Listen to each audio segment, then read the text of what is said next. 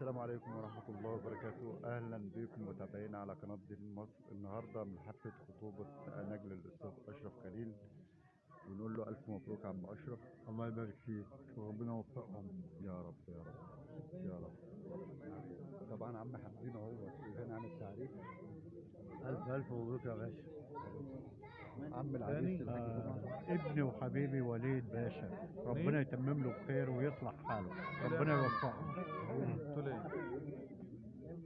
السيد اهوت بيوجه هناء العريس. حبيبي تسلم. ألف مبروك.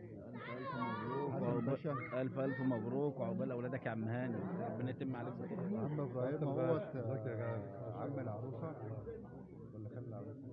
لا ده عمها عم ابراهيم اهوت بيهني العروسين. السيد اهوت ربنا يتمم بخير يا حبيبي. اهلا يا باشا. اهلا اهلا اهلا